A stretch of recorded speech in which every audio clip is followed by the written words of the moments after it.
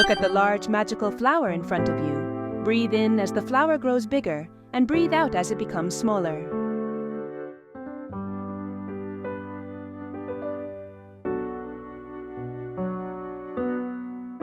The leaves blown in by the wind have gently landed on the table. Slowly pick up the leaves you like and place them in the basket.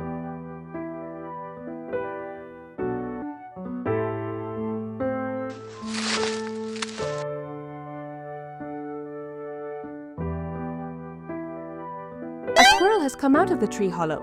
Pick up the acorn on the table with your hand and bring it to the squirrel's mouth.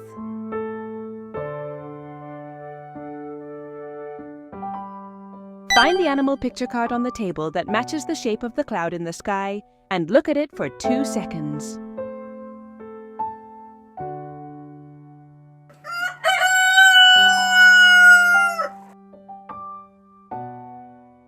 It's raining! Grip the umbrella handle on the table tightly with your hand and lift it above your head.